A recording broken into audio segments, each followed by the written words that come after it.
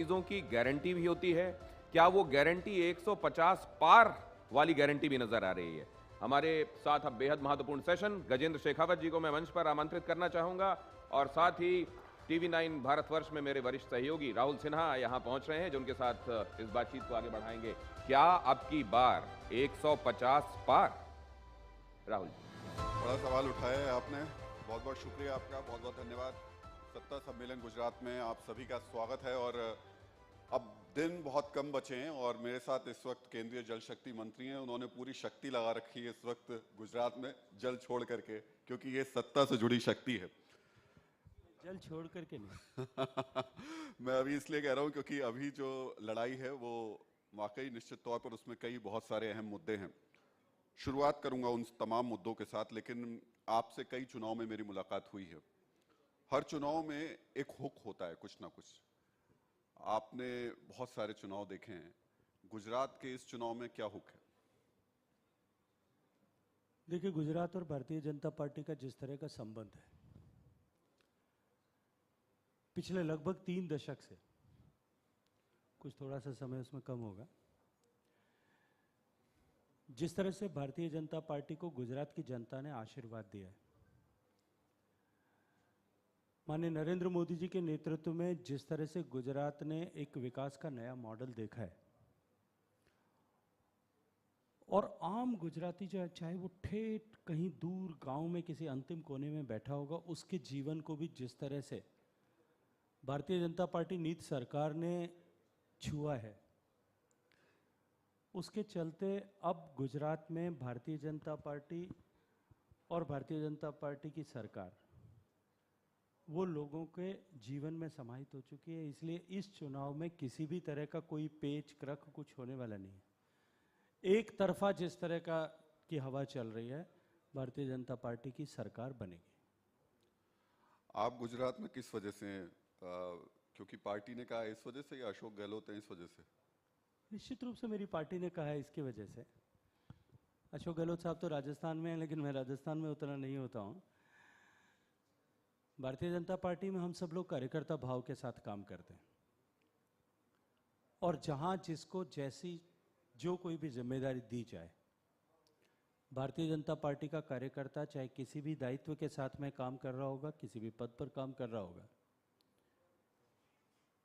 वो जो भी जिम्मेदारी दी जाती है उस जिम्मेदारी को पूर्ण क्षमता के साथ में निर्वहन करने के लिए काम करता है।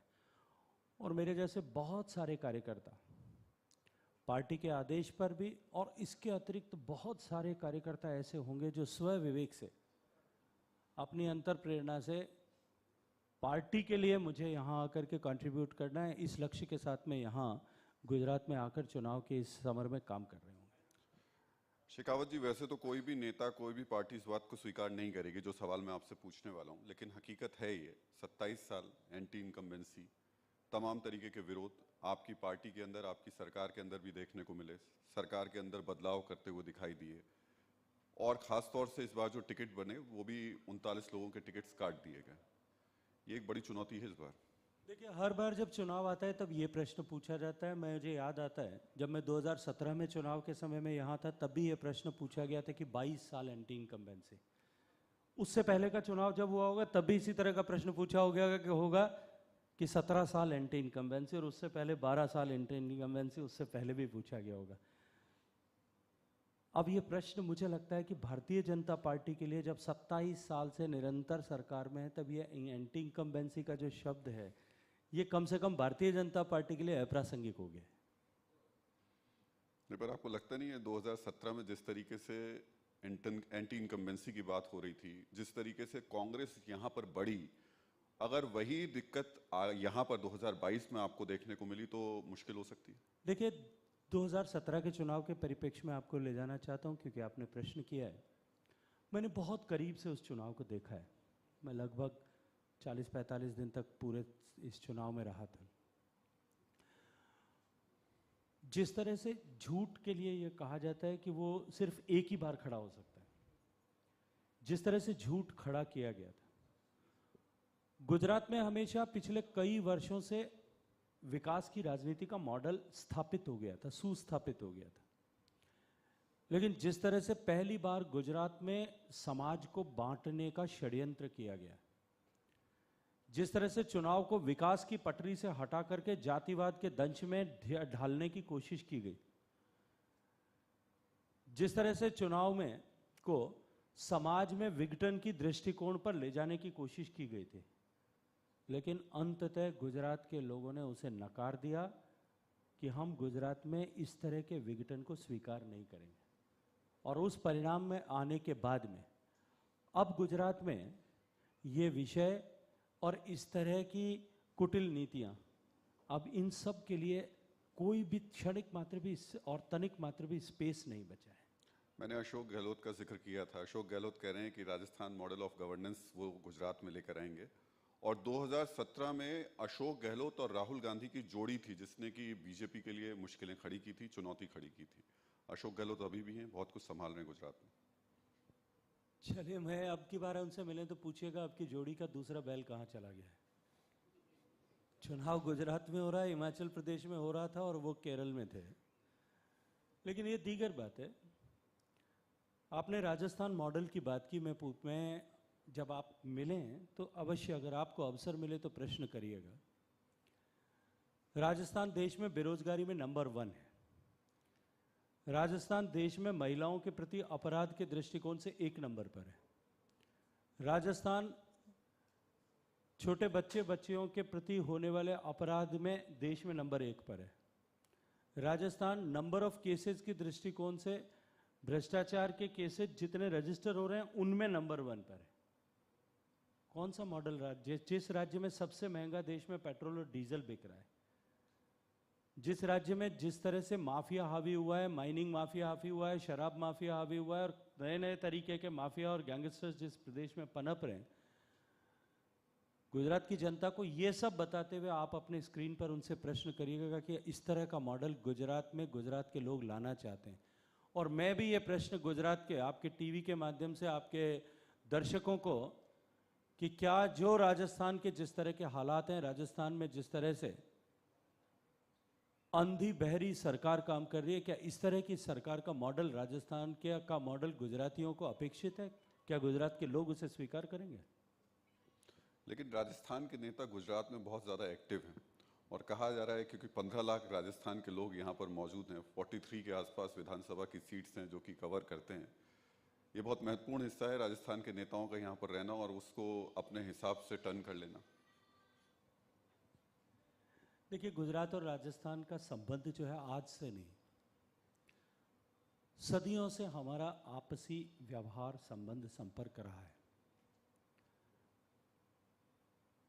और मैं ये सौभाग्यशाली मानता हूं कि हम लोगों के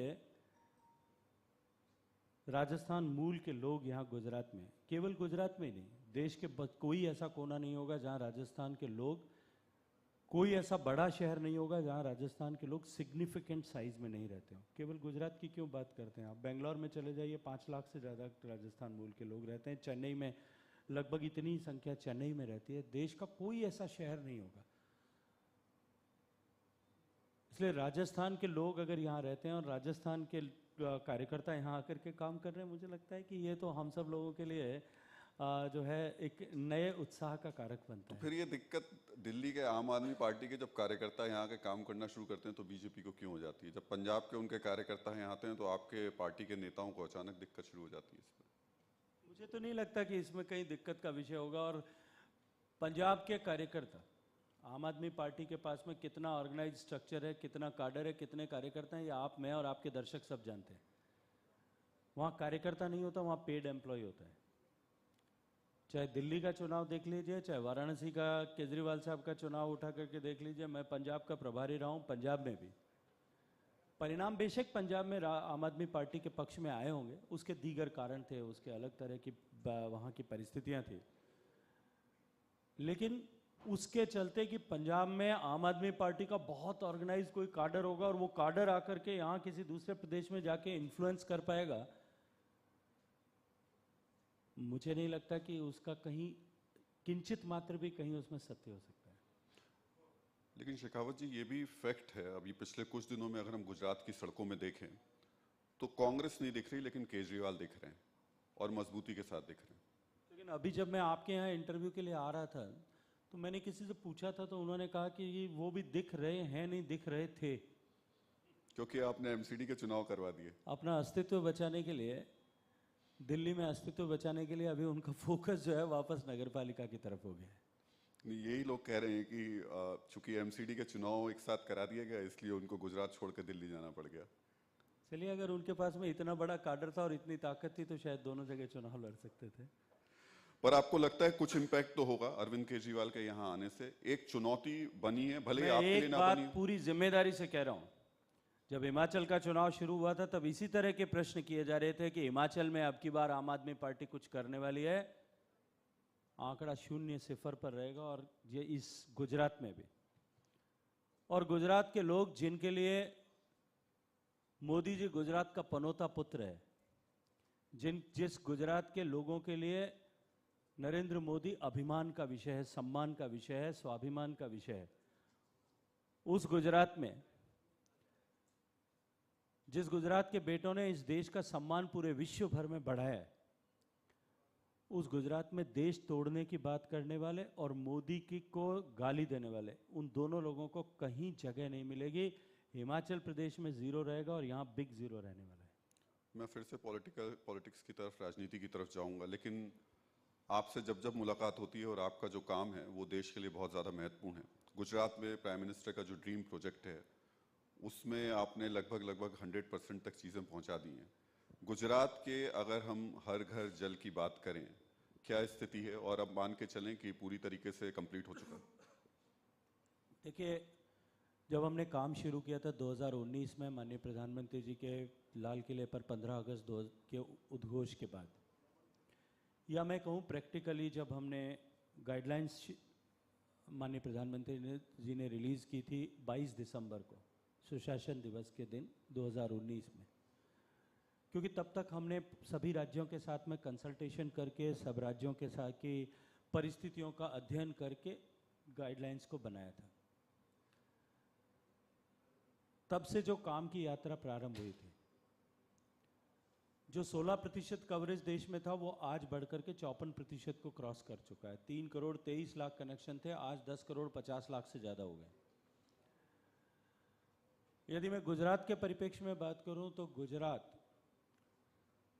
गोवा के बाद में दूसरा ऐसा प्रदेश बना है जिसने अपने आप को 100% सर्टिफाई ऐसा घोषित कर दिया। और सर्टिफिकेशन का अपना प्रोसेस है। गांव में ग्राम सभा में गांव के लोग बैठ करके, गांव के चुने हुए पंचायत के सरपंच और पानी समिति के अध्यक्ष, वो दोनों सरकार के कर्मचारी के उपस्थिति में सिग्नेचर करके गांव में 100% कनेक्शंस हो गए, इसको सर्टिफाई करते हैं। हर गांव अपने आप को सर्टिफाई करते हैं और गांव के जिले के सब गांव जब सर्टिफाई होते हैं तब जाकर के उस जिले को सर्टिफाइड डिस्ट्रिक्ट ऐसा मानते हैं। गोवा के बाद में गुजरात ऐसा दूसरा प्रदेश बना है जिसने 100% सर्टिफाई अपने आप को कर दिया है। हर एक गांव यहाँ सुजल गांव है, हर घर तक पीने का पानी आज गुजरात में पहुंच रहा है। देश के परिप्रेक्ष्य में यदि बात करूं तो गोवा और गुजरात के अलावा हरियाणा और तेलंगाना ऐसे प्रदेश हैं जिन्होंने अपने आप को रिपोर्ट कर दिया है 100%, लेकिन अभी वो सर्टिफिकेशन का प्रोसेस वहां चल रहा है। इसके अलावा अंडमान निकोबार और 3 आइलैंड ऐसे हैं जिन्होंने, केंद्र शासित प्रदेश ऐसे हैं जिन्होंने अपने आप को 100% सर्टिफाइड ऐसा घोषित कर दिया। और बहुत सारे 10 से ज़्यादा ऐसे राज्य हैं जो अब 100% डिक्लेरेशन के लगभग करीब पहुंच गए। राजस्थान क्यों नहीं हो पा रहा?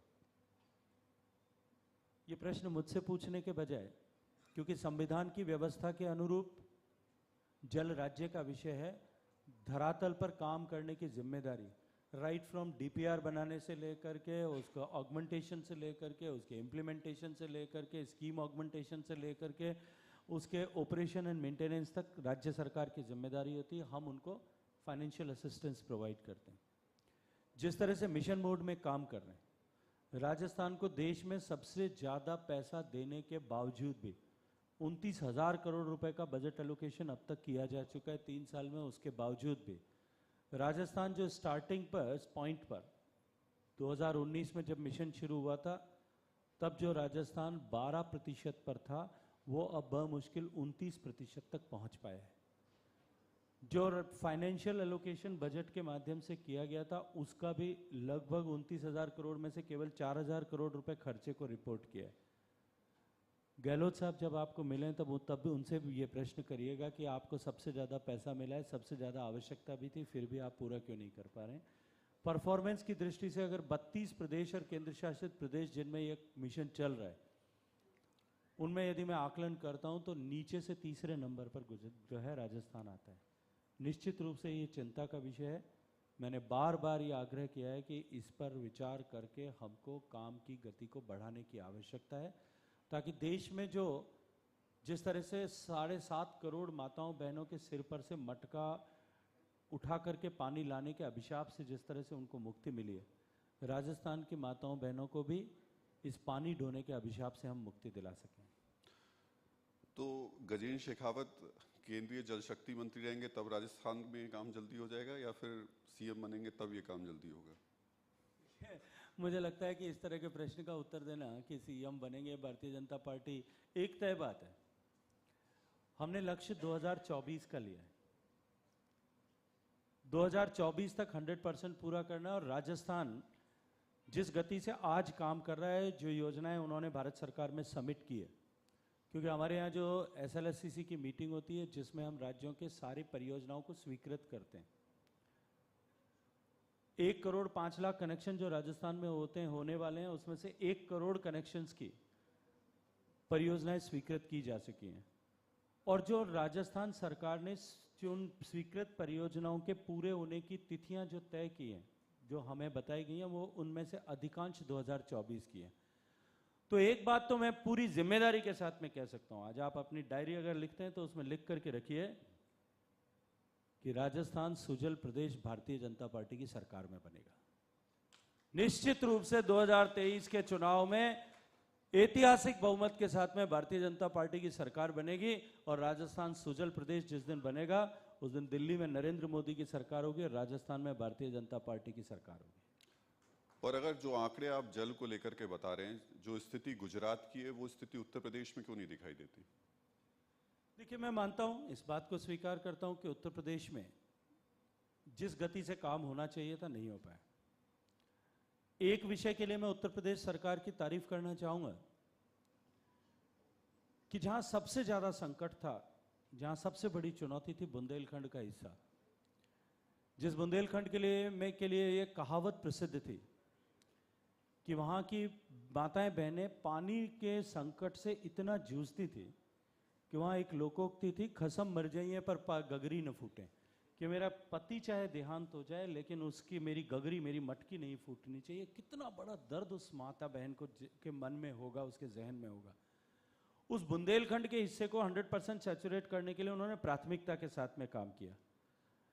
लेकिन अब जिस गति से उत्तर प्रदेश ने काम करना शुरू किया है, उन्होंने लेट स्टार्ट किया, लेकिन अब जिस गति से काम करना शुरू किया है, मैं आज फिर एक बात जिम्मेदारी से कह रहा हूं, 2024 तक उत्तर प्रदेश इस लक्ष्य को 100% पूरा कर पाएगा। गजेंद्र जी, पर ऐसा क्यों है? राजस्थान करे तो आप कह देते हैं अशोक गहलोत ने सही नहीं किया, और यूपी में चूंकि आपकी सरकार है इसलिए आप कह देते हैं थोड़ा लेट से शुरू किया। नहीं, मैं मानता हूं कि उनको जिस गति से काम करना चाहिए वो नहीं कर पाए, लेकिन जिस गति से अब उन्होंने काम करना शुरू किया है, देर आए दुरुस्त आए, वो 100% के लक्ष्य को प्राप्त कर लेंगे।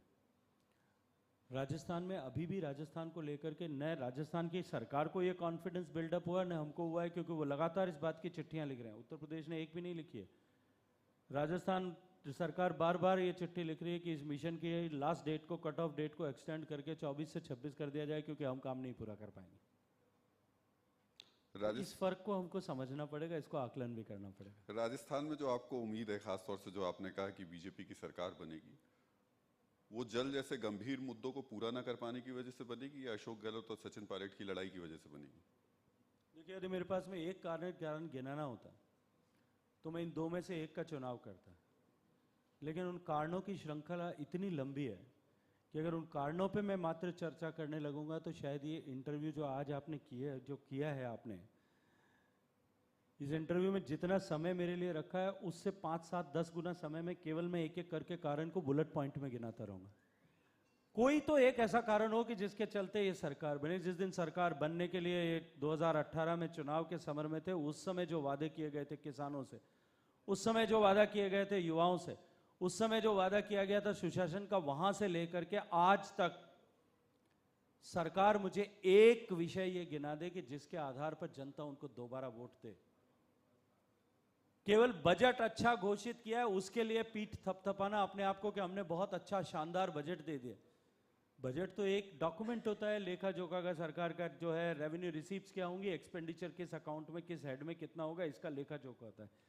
बजट का इंप्लीमेंटेशन, कोई एक ऐसी बड़ी परियोजना जिसको बजट में 2019 में घोषित किया गया था, बजट में 2018 के बजट में, 18 के बाद में सरकार में आने के बाद 19 के बजट में घोषित किया गया था, वो धरातल पे उतर गई है। मुझे एक परियोजना बता दें।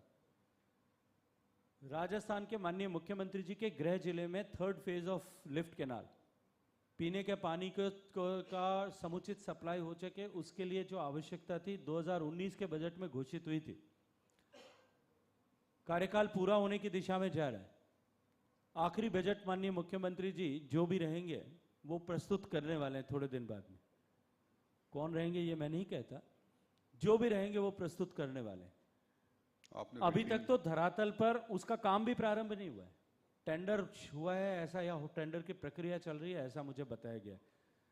इसलिए जो परियोजनाएं, जो घोषणाएं की गई थी, उनका धरातल पर कहीं किसी तरह का जो है इंप्लीमेंटेशन नजर नहीं आता। जनता क्या सोच करके उनको वोट देगी?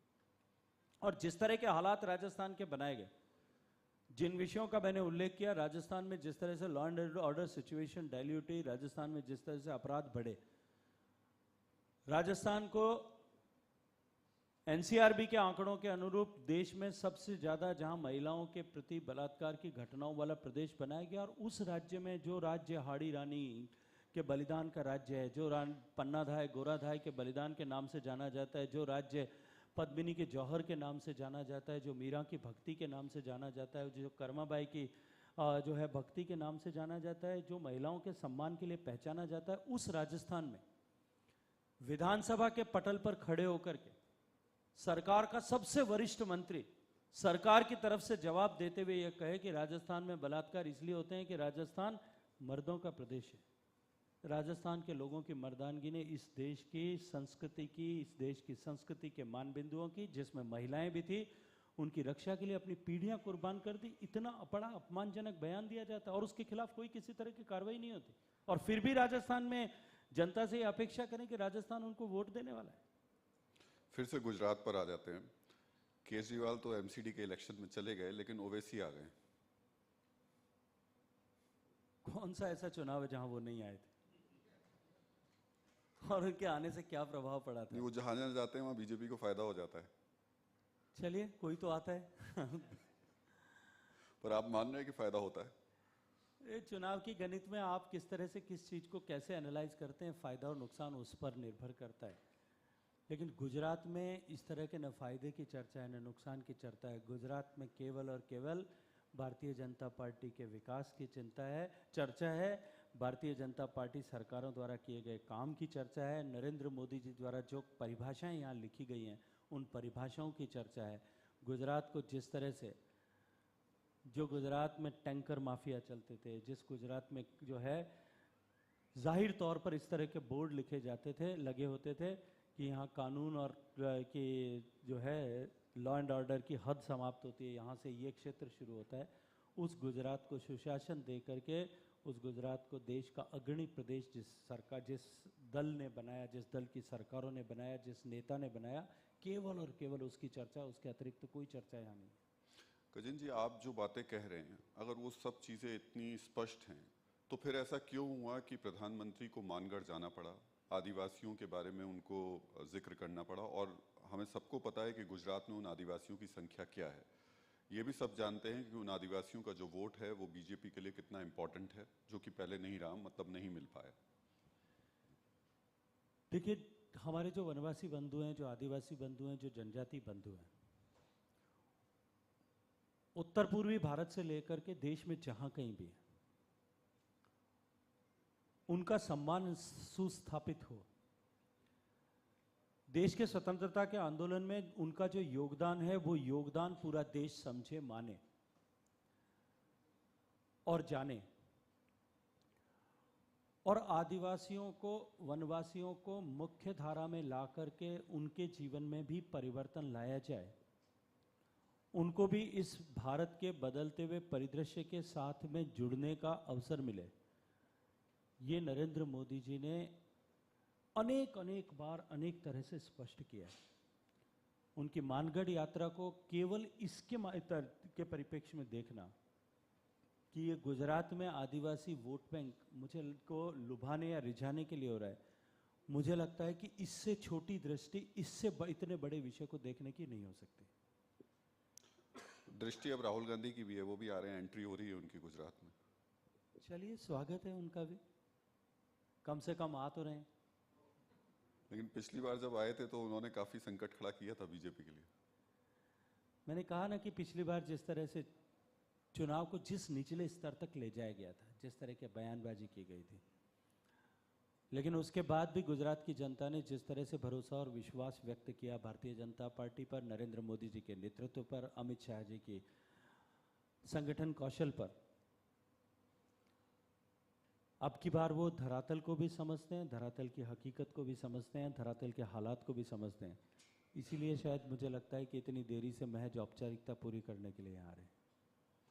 गजेंद्र जी, एक चीज जो मैं देख रहा हूं, अभी हर्ष संघवी जी भी बैठे थे, वो भी ये बात कर रहे थे, गुजरात में बार बार जब हम बात कर रहे हैं 27 साल के शासन के बाद भी, आज भी जब चुनाव में बीजेपी जा रही है तो उसको प्रधानमंत्री का नाम लेना पड़ रहा है, गृह मंत्री का नाम लेना पड़ रहा है।